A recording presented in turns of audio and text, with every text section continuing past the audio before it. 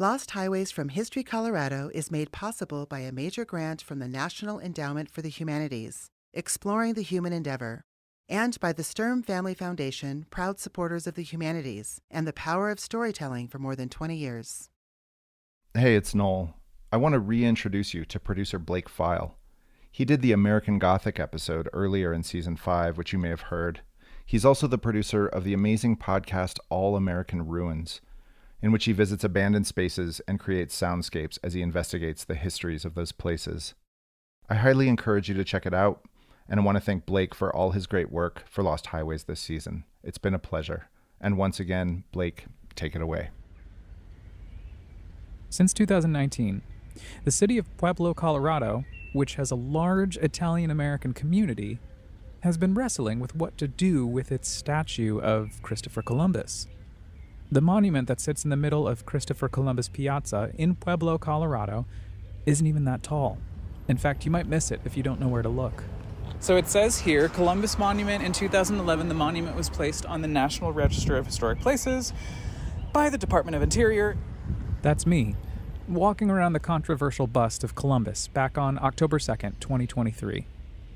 Columbus Day is celebrated the second week of October, but in Colorado, Cabrini Day was added as a state holiday after the Colorado legislature passed Francis Xavier Cabrini House Bill 20-1031 on March 10, 2020. We'll get to that later in the episode. In 2013, donor walls were erected. In 2014, the monument was cleaned, restored, and preserved with a matching grant to the city of Pueblo from the State Historical Fund. A new flagpole was installed, and the original flagpole was restored, so both now the American and Italian flags can be flown, and the area was designated by the city of Pueblo as Christopher Columbus Piazza. Christopher Columbus Piazza sits across the street from the main branch of the Pueblo Library. For a few months, I tried to set up an interview with a couple of library employees. I didn't hear back. One of the many, many signals I got from the community that possibly hinted, we don't want to talk about this statue. All these projects were made possible only through the generosity of the donors listed on the walls and the flagpoles and the efforts of the Southern Colorado chapter of the Sons of Italian Lodge number 2738. I gazed up at this rock, this bust of Christopher Columbus, and wondered, why are people so upset at the idea of taking down this statue of the guy who sailed the ocean blue in 1492 and moving it to a different, less public location? And then below it, to protect and preserve the integrity of the Columbus Monument. And for many people, the integrity of Columbus, never mind a Columbus monument, is a contradiction in terms. It represents hate, it represents racism, it represents classism, it represents misogyny. Clearly, the monument has caused a lot of harm to many people in the community, as you can hear from this unidentified activist in a Rocky Mountain PBS video from a protest on April 5th, 2021. But to many other Pueblo residents, the monument represents a hero. I am here because I want to protect history. People are not understanding history of the world. Not all his actions were bad. But how did we get here? How come nobody wanted to talk about the monument, much less the man? What is a statue to an Italian navigator who sailed for the King and Queen of Spain doing in the middle of Pueblo, a small town half a continent away from where Columbus first landed in the Americas? From History Colorado, this is Lost Highways, dispatches from the shadows of the Rocky Mountains. I'm Blake File. On this episode, we look at the legacy of Christopher Columbus and his role as a hero in Italian and Italian-American communities, and the way his image gave those communities a sense of pride and belonging as they sought to assimilate and gain power in America.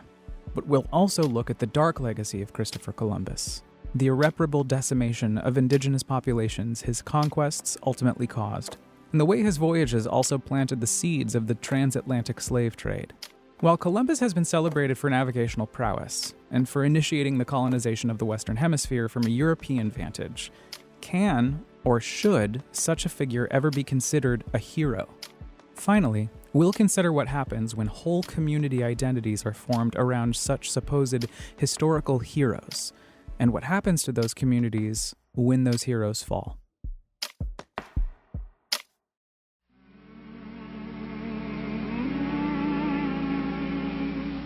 Each year on October 12th, we celebrate Columbus Day, the anniversary of that day in 1492, when Columbus first sighted the land of the New World, America. To understand how we got from 1492 to this Mellow Tunes educational cartoon from 1960, we have to go all the way back to 1892, 400 years after Columbus first arrived in the Caribbean. Hector Cariglione was the one who organized the very first civic celebration of Columbus Day in Colorado, and that was hosted in Pueblo, Colorado at the Mineral Palace, which at the time was just north of downtown Pueblo. That was in 1892.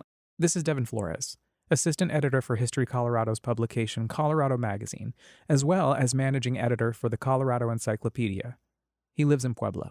Hector Cariglione was a big organizer of the Italian-American community, both in Pueblo and nationally. He opened an Italian-language newspaper here in town called L'Unione, the Union. It's right across the street from the Union Depot. It's the L'Unione building. Nowadays it's a restaurant, but it still says L'Unione at the top of the building.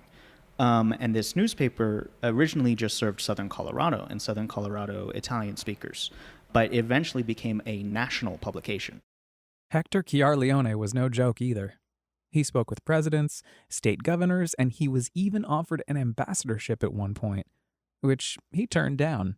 He got really involved in some of the labor movement of that time period in Southern Colorado because there was, of course, a lot of labor strikes at that time period, especially with the mining industry. And a lot of the people who were laboring in some of those mines were Italian Americans. And so he would come in either to help organize them or to help try to negotiate something between the workers and the mine owners. For Hector Chiarleone, organizing the first ever civic celebration of Columbus Day in 1892 was, in part, due to his Italian heritage. But the context of the story is so much bigger. And that very first civic celebration of Columbus Day in Colorado, that was in 1892, and that was, of course, also right ahead of the World's Columbian Exposition, often also referred to as the Chicago World's Fair. One of the largest cultural events ever in the history of the country was in Chicago in 1893. Entrepreneurs, the federal Congress, government elites, cultural elites, all wanted to celebrate his supposed discovery of America as a way of competing with European powers by holding a huge World's Fair. This is Rennie Scott Childress, a professor of history at State University of New York at New Paltz. His academic focus looks at the history of race and class in the late 19th century United States. Columbus was very much in the thoughts, the minds of Americans at this World's Fair at a time when the population of the U.S. was around 80 million. They sold 20 million tickets. That doesn't mean 20 million people went to the fair. A lot of people went numerous days, but a huge portion of the population went. An even huger portion of the population read about it in novels, stories, blogs, all kinds of materials. A lot of Americans that we would now call middle class were wrestling with a contradiction. On the one hand, they were liberals in the old sense. They believed in equality, individualism, the idea, you work hard, you make your way up. And that was a form of equality for them.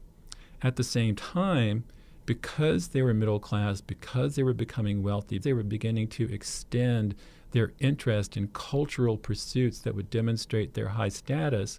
One way to demonstrate class status, says Childress, especially during the Gilded Age when racism against Italians and anti-Catholic sentiment among Protestants was high, was labor exploitation. They wanted to exploit the labor of other people. They wanted to exploit the labor of foreign immigrants, exploit the labor of them both in the factories but also in their homes. So they experimented for a while with having Irish women as their live-in maids. When that didn't work, there was a whole huge project to create a vision of an idealized black female labor force in the home. This is where we get the current stereotype of the black plantation mammy. Rennie says that the social climbers of the time were also trying to find ways to create racial distinctions that would allow them to exploit the labor of groups who, Rennie says, quote, did not have the capacity for liberal culture, didn't have the capacity to understand opera. You can understand the irony here, since Italians were the basic progenitors of opera. You get into these weird places where some people are like, these immigrants don't appreciate opera, so we can't allow them in. Despite these rising class and racial tensions, there were still a number of immigrants who had become well established, even in the eastern cities. There's an important article by a woman named Charlotte Adams in the early 1880s where she's talking about how a number of Italian immigrants had established various businesses, growing and selling flowers, making different food products. And she actually talks about how great they are as an addition to the American population, to American people, to the general sense of American immigrant groups. And she compares them favorably to the Irish. She says, Teresa from Liguria makes a much better immigrant than Diana from Cork.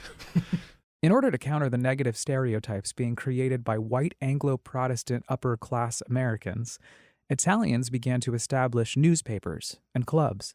Because of their association with these newer immigrants, the ones who were illiterate, the ones who were coming from peasant backgrounds, they began to worry, of course, that this was going to pull them down.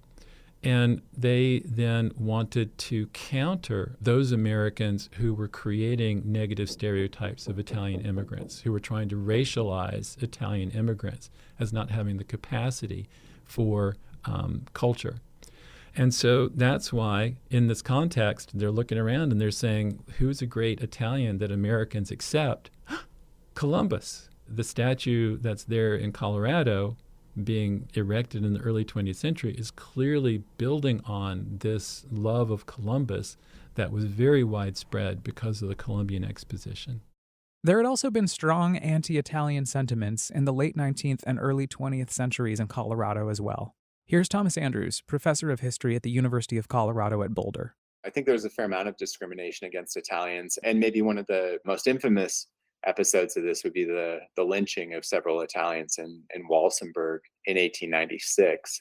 Andrews says that by that time in the 1890s, there's a sense that Italians specifically were associated with criminality, a perception that continued well into the 20th century. The idea that Italians were members of what people in the late 19th and early 20th century often referred to as like Black Hand organizations.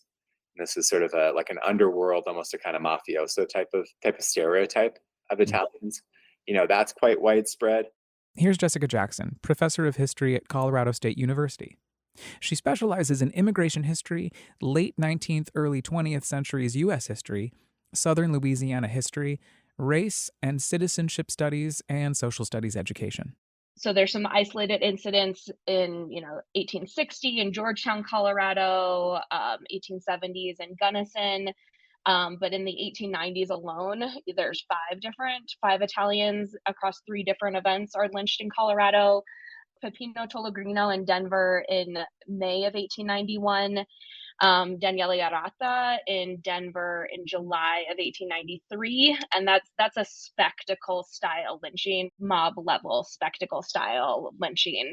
And then 3 Italian miners, technically Sicilian, Stanislao Vitone, Francesco Roncietto, and Lorenzo Antonino in Walsenburg in 1895. In 1902, the Pueblo chieftain reported Hector Sciarra-Leone would petition Congress to set aside October 12th as a legal holiday. And this is John Bradford Bowers, also known as Brad, a history professor at Pueblo Community College. He also serves as vice chair for the Department of Social Sciences, Education, and Criminal Justice. And this was a coordinated effort across the United States. According to Brad, the Columbus statue in downtown Pueblo was first announced in October of 1903. The Italian Societies of the United States said they're going to donate a statue of Columbus to Pueblo because of the strength of the Italian community here, especially in pushing for Congress to, give them, to give the nation a holiday in Columbus Day. However, the statue itself wasn't completed until October 12th, 1905. And they had a big celebration unveiling it, provided for a huge turnout of citizens of all classes, as the chieftain noted. They said there were 6 bands in the large parade. There were 50 flags split up between American flags and Italian flags. The Italian consul for Colorado was present. And then, they noted that this $10,000 statue was a gift to Pueblo and a credit to the enterprise and progressiveness of the Italian community. According to the U.S. Bureau of Labor Statistics inflation calculator, $10,000 in 1903 is approximately the equivalent to over $350,000 today. That's a lot of money for a hunk of bronze on a stone pedestal in a town square. One hint that Columbus has a really special place in the hearts of many Italians in Pueblo, a central figure of their heritage. By 1905, it was a state holiday in Colorado. It happened pretty quickly. And most of that was because of Hector Cariglione. And he pushed for basically the rest of his life. He was pushing for it to be a national holiday. But why Columbus? Why did he get a holiday? The effort to celebrate Christopher Columbus has very little to do with the origin story of how we got Columbus as a hero. And for that, we have to go back to sort of 18th, 19th century America, post-revolution. Again, this is Dr. Jessica Jackson. The United States as a nation is looking for heroes that are not related to England. The United States needed a hero. They needed to distance themselves from England. They needed an origin story that wasn't tied to England as this fledgling nation. And there's some sort of versions of the story that identified Columbus as an Enlightenment figure coming out of the Revolution. In other words, Christopher Columbus wasn't English.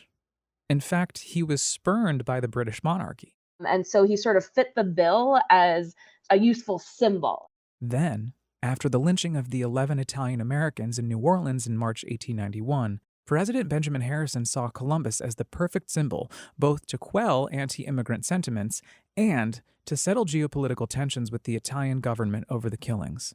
So we have an ensuing diplomatic crisis, so much so that in the midst of post-March of 1891, the Italian ambassador is recalled from the United States back to Italy. The American ambassador returns from Italy back to the United States.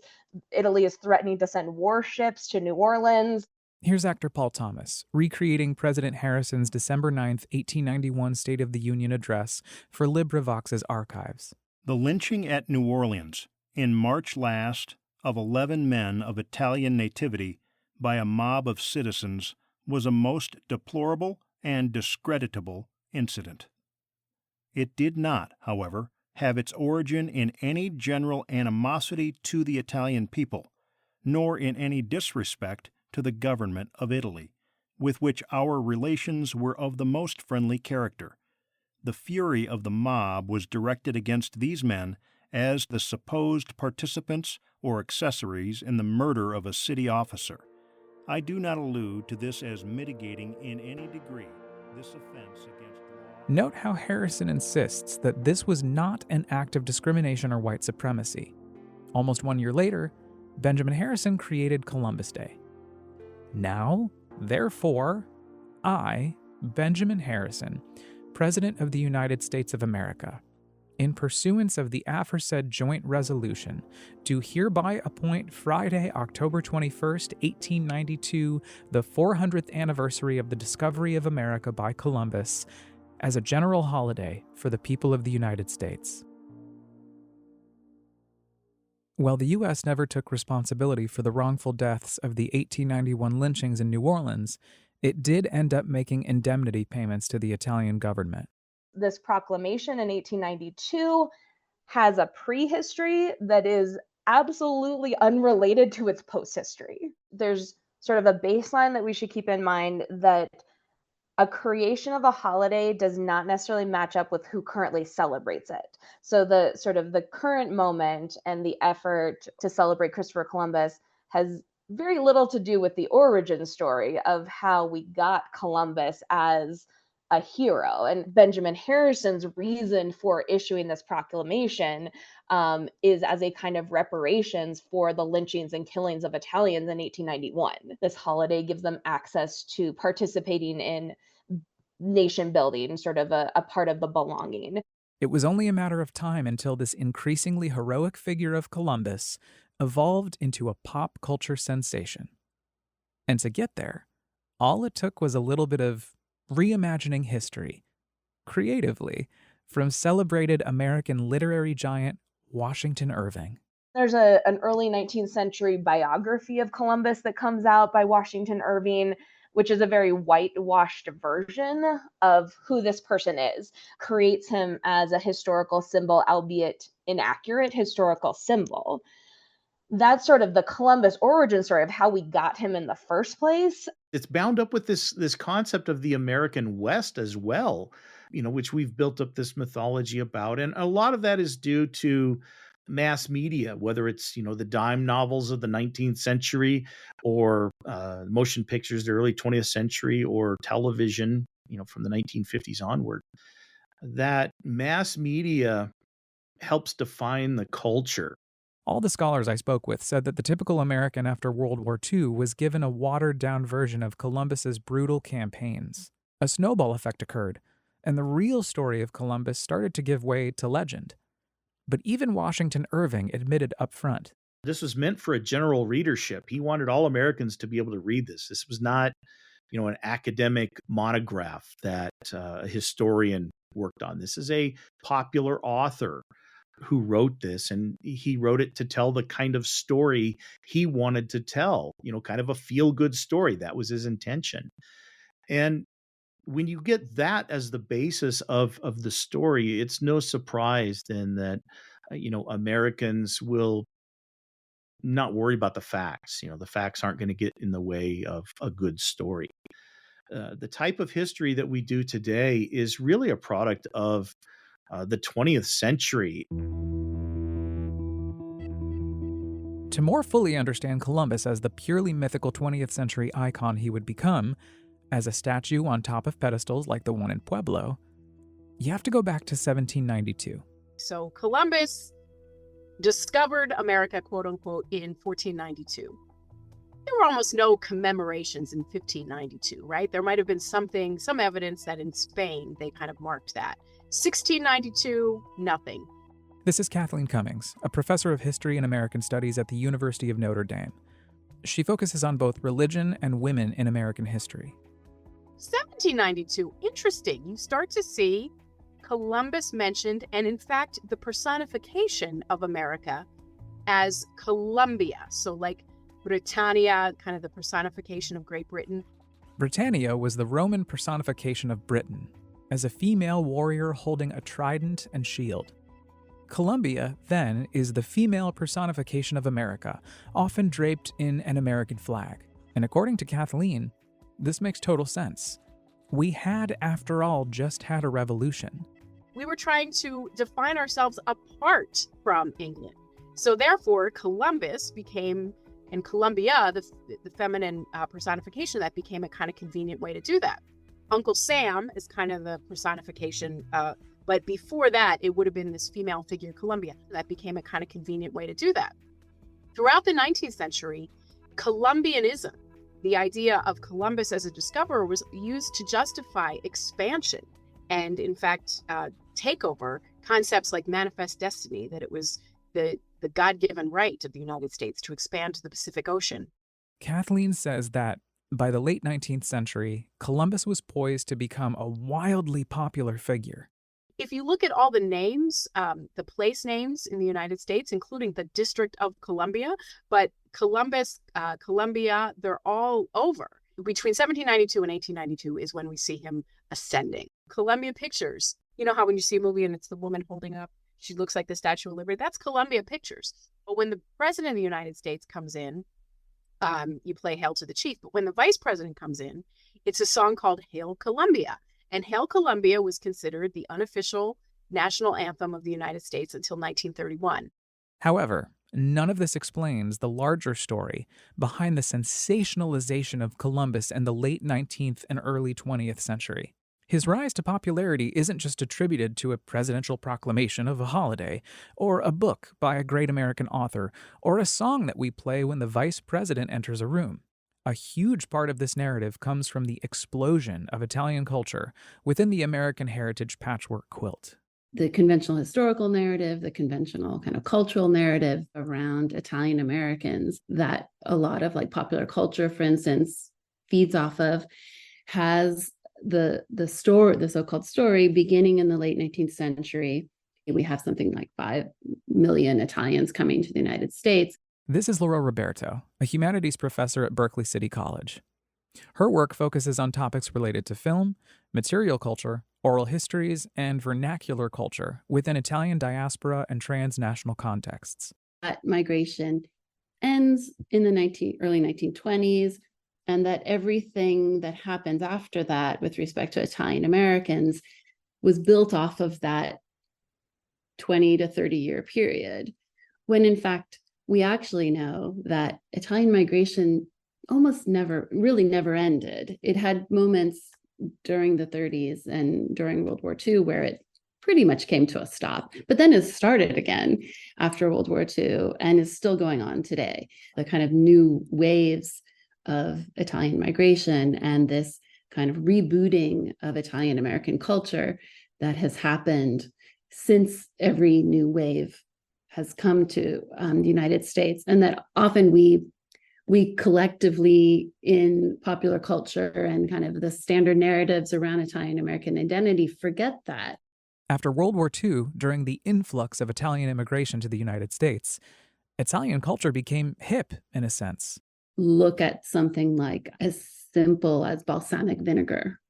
30, 40 years ago, you would never have found balsamic vinegar in the United States, except if you happen to be in an Italian family that was from near Modena, where balsamic vinegar kind of came from. That kind of vinegar immigrates, so to speak, as part of kind of large swaths of consumer culture that came from Italy, that brought a kind of shiny, fashion forward and hip kind of Italian identity to the United States. Despite Italian culture and heritage being far more complicated and regional, this mass migration of all different kinds of culture from Italy suddenly became ubiquitous. There have been and are a lot of changes in how we think about Italian identity and Italian American identity. And until we really pull back a little bit and think about, again, this kind of transnational movement of people and goods and consumer goods, I think it's hard to unravel it.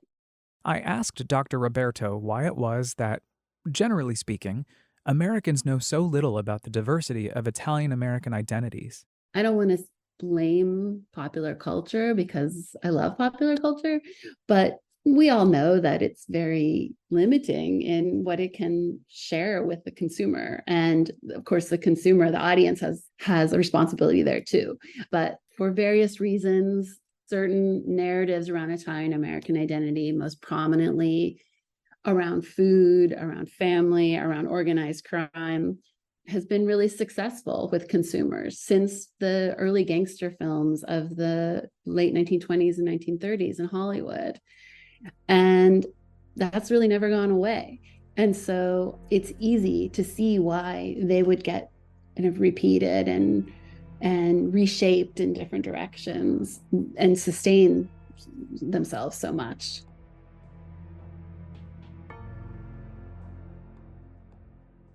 I remember learning about Christopher Columbus in elementary school. Vivid memories of that famous poem that starts, "In 1492,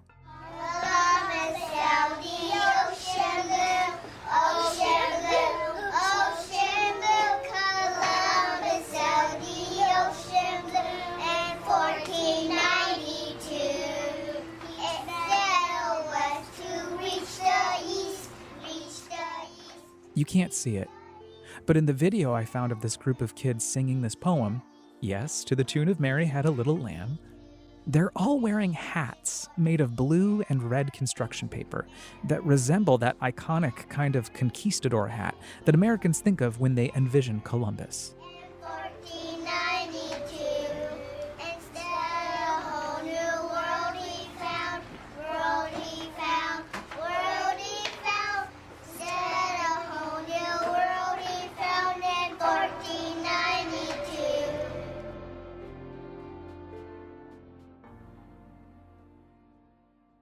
But none of this explains why Columbus is so important to Italian American communities across the country. and why so many of those communities, like the Italian American community in Pueblo, push back so hard on dismantling statues erected in his honor. When Benjamin Harrison issued his Columbus Day Proclamation, it wasn't just about offering a reparation, says Jessica Jackson, but also about nation building, or the unifying of a group of people within a governing body or state so that it remains politically stable and viable in the long run.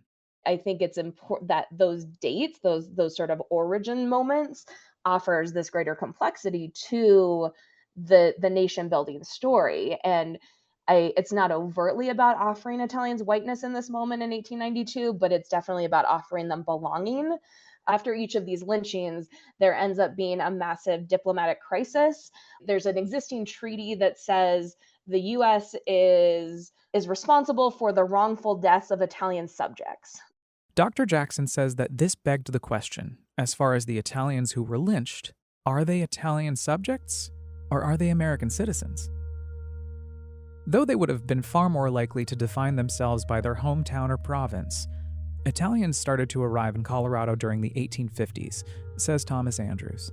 There were some Italians involved in the gold rush in the sort of late 1850s, 1860s, and those were relatively small populations and typically Northerners. In the 1870s, 1880s, even into the 1890s, quite a few Italians were drawn west by railroad work in particular. And oftentimes this would have been like the more manual labor aspects of the railroad industry, building tracks, that sort of thing. In Thomas Andrews' view, the importance of Italians and railroad building hasn't gotten the attention it deserves. You also would have seen growing numbers of Italians coming into the mining industry, silver mining, gold mining. And, again, they would have been relatively diverse. But I think that by the 1880s, you see a fair number of people from kind of the Italian-Austrian borderlands coming to parts of the Colorado High Country that were really familiar to them from their Alpine background. If you go down to like Telluride or Aspen, you would have had some Italians in those places. By the 1880s, Italians are also becoming pretty heavily involved in the coal mining industry. By the early 20th century, Colorado had a significant Italian population in mostly all of the coal mining regions of the state. Whether that's, up in the north in Louisville, Lafayette, Western Slope coal mining communities, and very much true of the southern coal fields in, Los Animas, Huerfano, Fremont counties. And both the railroad industry and coal mining were often, but not always, stepping stones by which Italians would make their way into, in particular, the steel mills in Pueblo. According to Thomas, some historians have estimated that by the early 1920s, about 1 in 5 Coloradans had an Italian background. If you compare Colorado to like the New York City area, it wouldn't look that impressive.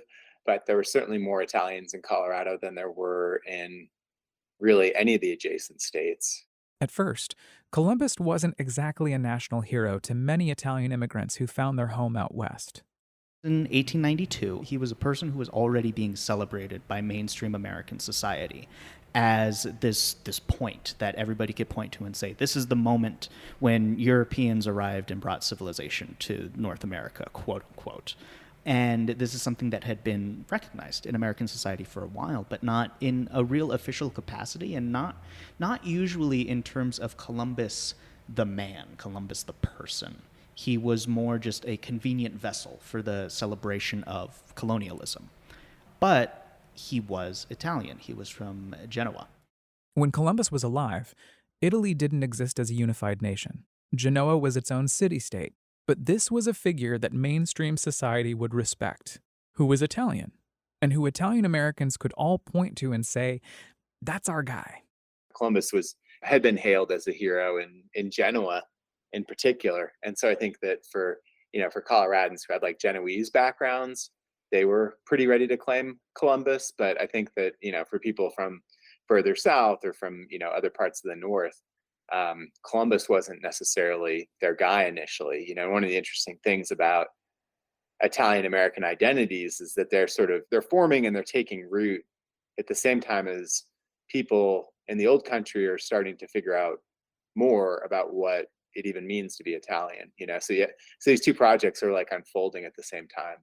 He's not provincial because he's so far back and was such a major historical figure that no one group could really claim him. So it was kind of a unifying moment for a lot of these very provincialized Italian Americans to say, yes, I might be from Sicily, yes, you might be from Genoa, but we have this figure in common that even though we don't get this respect from the mainstream American culture, Columbus does.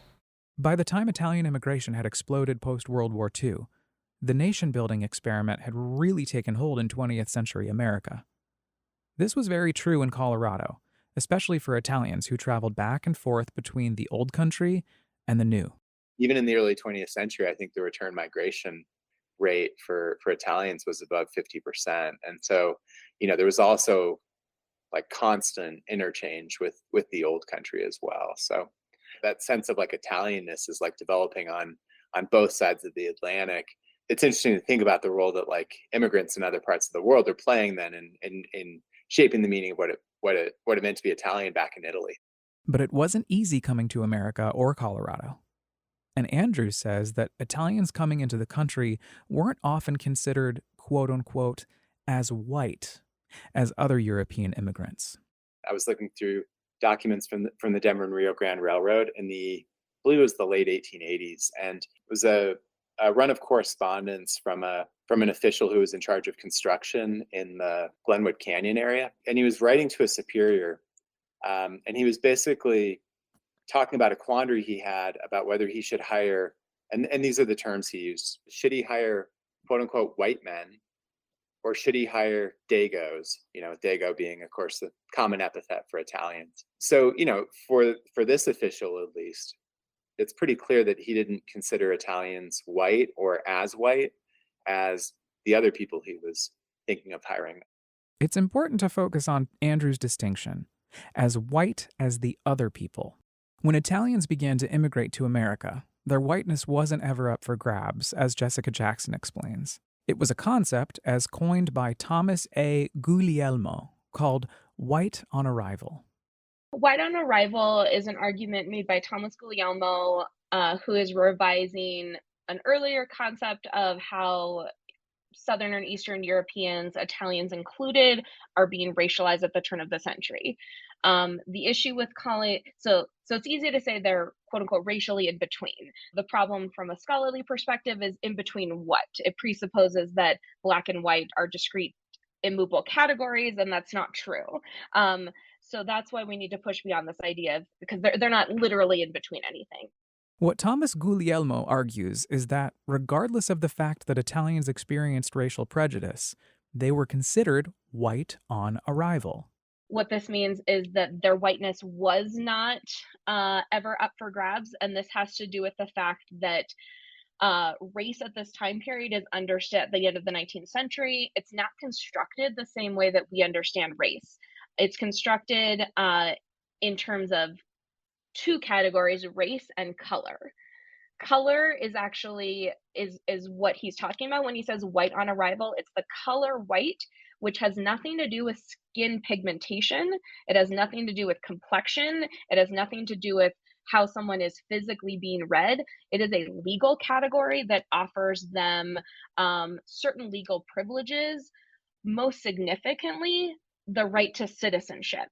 This kind of classification dates back to H.R. Bill 40, the Naturalization Law of 1790, which limited access to U.S. citizenship to white immigrants, aka to people from Western Europe, who had resided in the U.S. at least 2 years and their children under 21 years of age.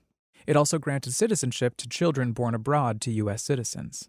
It's not in the Constitution who can be a citizen. They add a law in 1790 and then revise it in 1870. There isn't a national concept of what is citizenship, but this idea that you must be a quote free white person, and that is the whiteness that then has 200 years of history behind it. That's the legal category of whiteness. So usually voting is associated with that, but most significantly citizenship and the right to naturalize. The Italians could usually vote. They were able to naturalize. They literally were legally white. However, it wasn't actually the idea of whiteness that became the underlying reason for Italians feeling the need to assimilate, though that is often the assumption. Because whiteness wasn't really a concept back then. The idea of whiteness didn't come into the picture until the 1990s. In the 1990s, a number of scholars began to try to find a way to make race evident to white Americans, because lots of polls, lots of other surveys found that most middle-class white Americans didn't believe that race was an issue for them. When they hear the word race, they think it means black people. And so, racial problems means black people's problems. So for a lot of white folks who didn't want to be involved or take responsibility, they just pass it off. Rennie says that a handful of scholars began to produce work in which they were trying to make whiteness as a racial quality evident to white folks as a way of saying, you can't just slop off racism. You have to take responsibility because you have race too, right? And then in that process, lots of historians and then a wider and wider array of people began to use whiteness as a way of saying, this explains why it was Americans in the 1890s and early 20th century discriminated against Italian immigrants.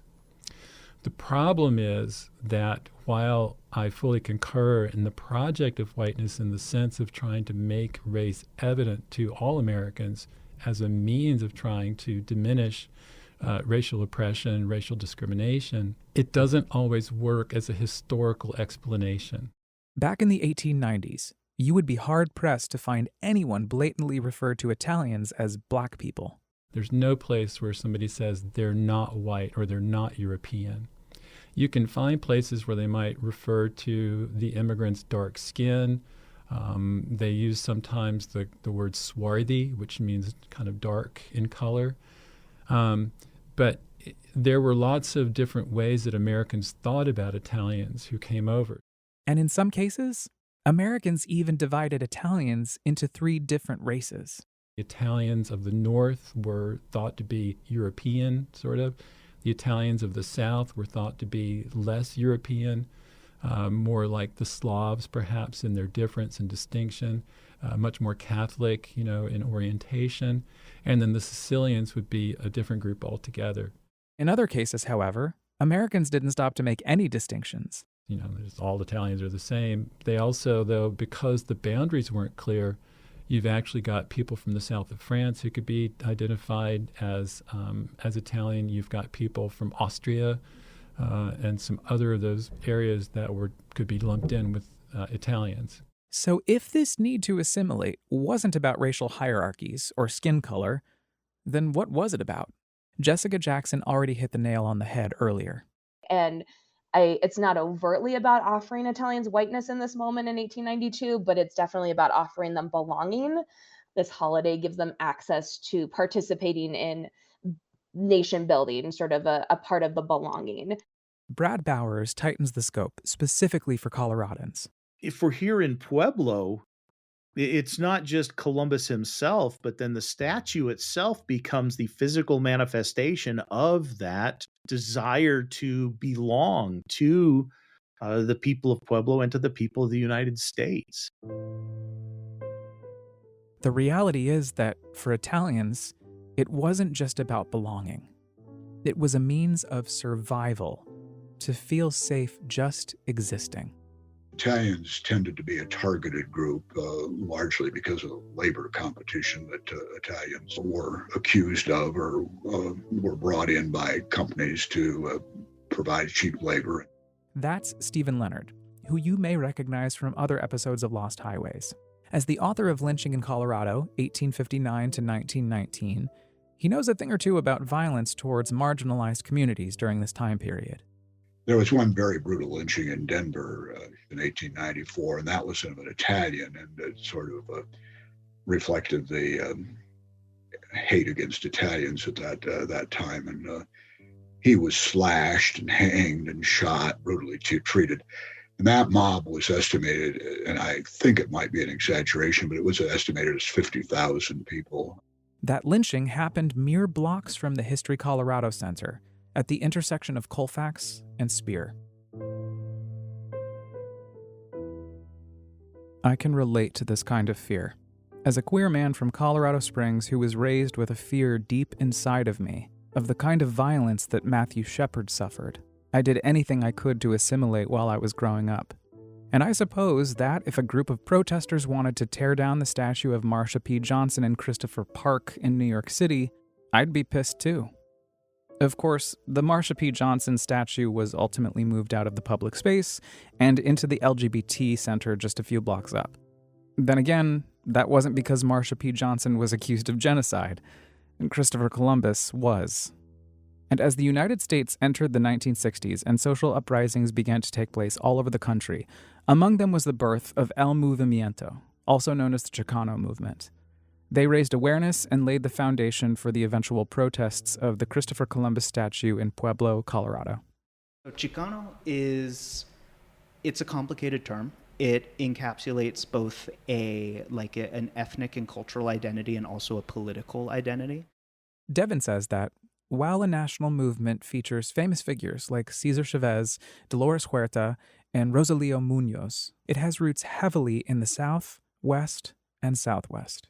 It really has its roots in the people of Spanish-speaking heritage who are descendants of both the colonizers and the colonized, the Spaniards and the indigenous peoples of Mexico and the Southwest, who have been inhabiting New Mexico, Arizona, Nevada, California, Texas, Colorado, since long before the Mexican-American War. And that change of that border between the United States and Mexico left so many people who had already been living here, this was their home, strangers in their own country, functionally, because now they were no longer the majority cultural group. They were a minority now. They were seen as strange outsiders who spoke a different language, had a different skin color, and worshipped in a different way because they were Catholic in a predominantly Protestant country. And that complicated kind of identity is personal to Devin. My grandfather's generation, he was born 20 to 30 years before the El Movimiento really happened, and he was never part of it. And part of that is because his family emphasized their whiteness. Some of his ancestors were native, but they identified completely as Spanish. And my great-grandmother is still alive. She's over 100 years old. And I had the opportunity, I'm very lucky to have had this opportunity. I spoke with her last year on her birthday about our family's heritage and ancestry. And I told her that I had done research into it and that some of her ancestors had entered the United States from Mexico.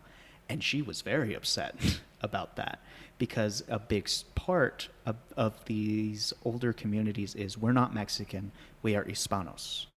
For many who got involved, the Chicano movement focused on identity reclamation and wearing that identity proudly. And saying, I am Chicano, this is my history, this is my heritage, this is my culture. I can be American how I want to be American. This is stolen land. The border crossed me. I did not cross the border. That's a big part of it. And that identity, it's a very strong one. It's a very strong one. And people who identify as Chicano typically feel very strongly about these issues. So in effect, Devin has ancestors who were both the colonizer and the colonized. Some of my ancestors were Navajo and Paiute, and some of them were the Spanish who were oppressing them, who were enslaving them. I have ancestors who, like on my mother's side, is not Spanish speaking, but I see a lot of parallels because her direct ancestors were Irish immigrants who ended up dirt poor, living in stamped earth cabins in the Ozarks. One of my great-grandmothers was literally sold to her husband.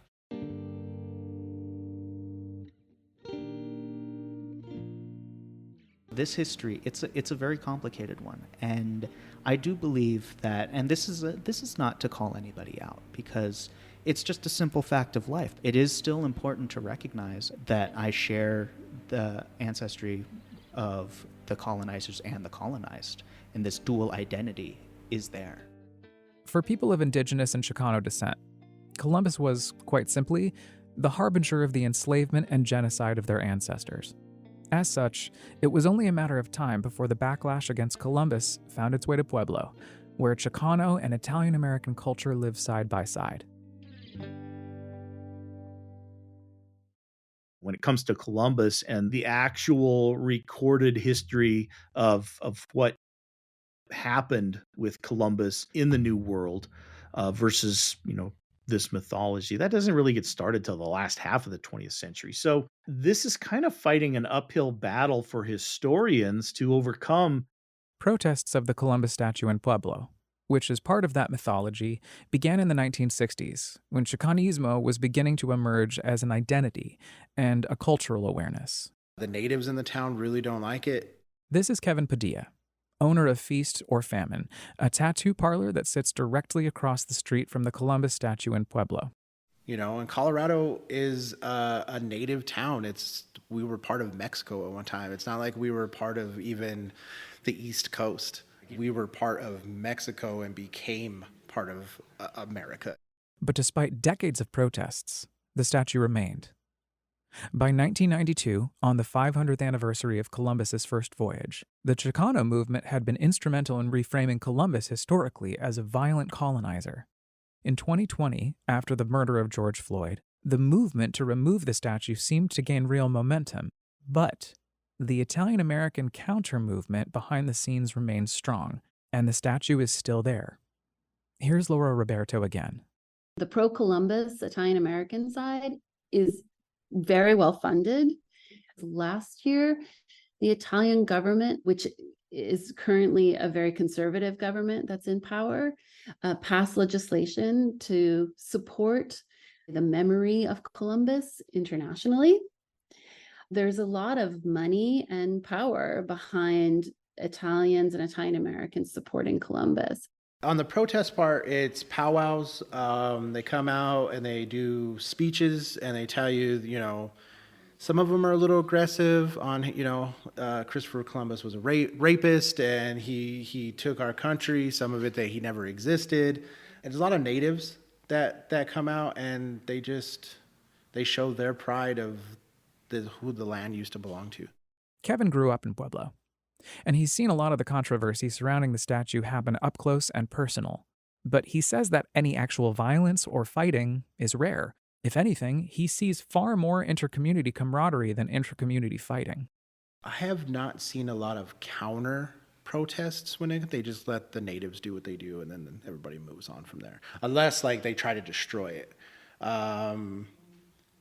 There was a elected official last year, the year before last, that tried to take the bricks down, and he got in a lot of trouble for that. We all go to the Chili Fest. You put on a festival in town, and there is no, you're Italian, you're black, you're white, you're Mexican. Everybody's there. Yeah. Everybody's there. Everybody's spending money. Everybody's doing this. There's no protests outside of those things. Obviously, the controversy over monuments celebrating figures like Columbus doesn't begin and end in Pueblo. Kathleen Cummings. This is a part of a multi-layered conversation we're having. The Andrew Mellon Foundation is literally devoting millions of dollars to remaking our public landscape. And one of their projects that they sponsored that I find absolutely fascinating was a national monument audit, and it was sponsored by Philadelphia's Monument Lab, and trying to figure out who exactly are monuments in the United States dedicated to. The National Monument Audit has a goal: to better understand the dynamics and trends that have shaped the monument landscape in the United States, to pose questions about common knowledge about monuments, and to debunk falsehoods and misperceptions within public memory. Top finding, shocker. The public landscape in the United States is overwhelmingly white and male. So, there are only, in fact, we have to go all the way to number 18 in their monument to find a woman. And when we do, it's a Catholic saint, St. Joan of Arc. There are only two other women in that. It's Sacagawea and Harriet Tubman. Ultimately, they used the research to help inform Mellon's Landmark Monuments Project, a $250 million investment designed to, quote, transform the way our country's histories are told in public spaces and ensure that future generations inherit a commemorative landscape that venerates and reflects the vast, rich complexity of the American story.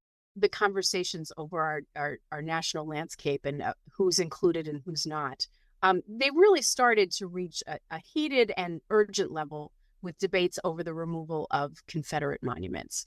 race continues to be at the forefront. But gender has also emerged as a consideration. Women are not seeing themselves represented in public landscapes.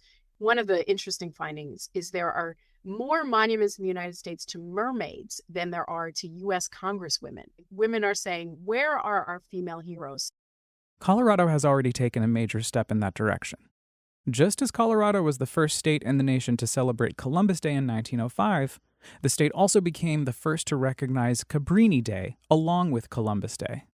In October 2020, Governor Jared Polis signed HB 20-1031, an act that, quote, establishes Francis Xavier Cabrini Day as a state legal holiday on the first Monday in October and repeals Columbus Day.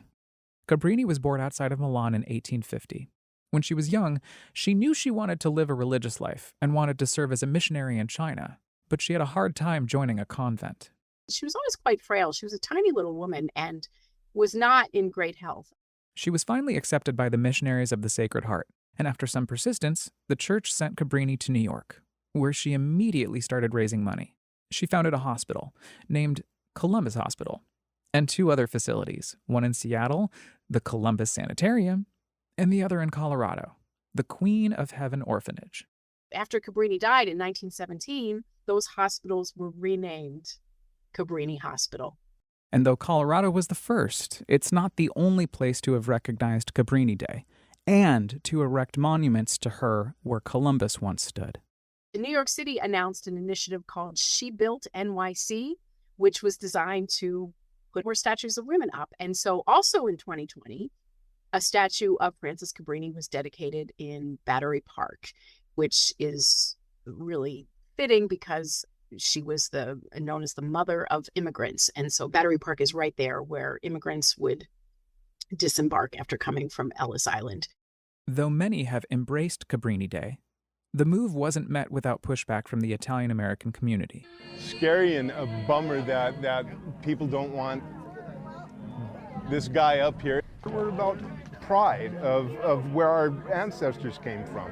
This is just a celebration of all the diversity and stuff that makes Pueblo. It's not about the statue. They want to take the statue. They don't need to take the statue. Laura Roberto says that some Italian Americans, especially younger people, would be happy to do away with Columbus Day and the statues that celebrate him. But for those who are still attached to his symbolic presence in the community, she says the story is far more about Italian American pride and the emotional sense of belonging than it is about Columbus as a historical figure. For some Italian Americans, they have a real feeling of hurt around it, and so it's hard to balance that, how to kind of respect that, and at the same time respect the larger problems that a figure like Columbus represents. But there's not an easy way to handle it. Reconciling with past histories that are unflattering or steeped in violence can be challenging for communities, especially communities like Italian Americans who fought hard for well over a century to become a crucial part of the American story. And when it comes down to it, any kind of nuanced story that dissects community identity will be especially challenging, says Rennie. One of the things that I think is so valuable about the United States is that we tend to, at least in the past, we've recognized that great people have had some pretty serious flaws, terrible flaws. Some of them have done terrible, terrible things. At the same time, they've done some great things. When we put up statues or name buildings, it's really important to talk about a person in their fullness. So we're not like North Korea, where we think of our leaders as sainted, as godlike, as infallible. Rennie also points out that there's a strong political tradition in America, going all the way back to Adam Smith's theory of moral sentiments, for out groups at any given time to form their identity around a sense of victimhood. One of the things that we have in the United States that can be very important for people sometimes is to be able to proclaim themselves a victim. We have a very strong sense in America of what we would have called in the 19th century sentimental culture. This kind of sentimental connection And the victimhood it creates further compounds the dilemma of public symbols, like the Columbus statue in Pueblo, which is one of the last remaining statues of Columbus in the country. If you start to create cultural symbols, if you start to teach that kind of, that sort of sensibility, we are who we are because we've been discriminated against. We are who we are because other people have seen us in a certain way. You end up adopting as an aspect of who you are that negative sensibility. And so you can see this in lots of different cultures, lots of different instances in the United States. Rennie goes so far as to draw a parallel between the Columbus statue and the 9/11 memorial in New York, where the Twin Towers once stood, among others. We were attacked on 9/11 by terrorists, and so we build a monument to having been victimized, right? If you go to Pearl Harbor, we have a huge monument to being surprise attacked. We have now the Vietnam Veterans Memorial, which to some degree is about our victims of the war, all the men who were killed, and with the imputation that this was somehow a misguided war, as opposed to like a huge celebration of victory. As far as Christopher Columbus and his statue in Pueblo goes, what is the solution? Jessica Jackson says that we have to ask ourselves, what is the work of history? History is stories that we tell about ourselves, their origin stories, creation stories, and those are the kinds of stories that contribute to how we construct our personal identities, our community identities, our state histories, our state identities. One possible solution, says Kathleen Cummings, is how Notre Dame University handled a mural that features Columbus. At Notre Dame, where in the 1880s, there were actually an Italian artist painted murals of Columbus's activities in the Americas from his arrival all the way through to his death. And calls for removal of those began in the 1970s when there were the first Indigenous students started to enroll. And by the 1990s, and in particular in connection with the 1992 anniversary, those calls for removal had reached a fever pitch. They are painted directly onto the wall, so it's not a question of them being moved somewhere else. They would need to be destroyed. There were increasingly movements to remove the murals, but it wasn't until 2019 that the university president decided that they would be covered up. So the murals are now covered all but 2 weeks of the year when the covers are removed for instructional purposes, because a lot of faculty members like me use them to teach about why Columbus was a hero and why this mattered so much in the 1880s. But this is the compromise. And still, there are many populations on campus who say that covering them up isn't enough, that they should be destroyed. Or that it's covering up Catholicism. It's covering up Notre Dame's Catholic identity. Which is simply not true. But these, if statues have the power to inspire, they also have the power to oversimplify. And statues never tell the whole story. So I think in the case of Columbus, we're looking to tell a story that's far more complex. And he's no longer a hero that fits the kind of America we aspire to be today.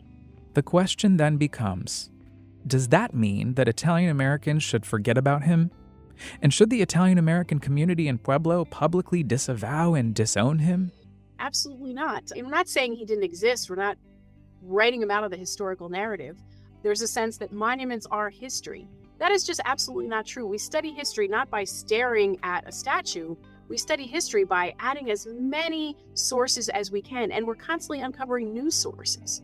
So with what we know about Columbus in the 1890s, in the early 20th century, sure, he made sense as a hero. Given what we know now, it's unconscionable. He's not a viable hero.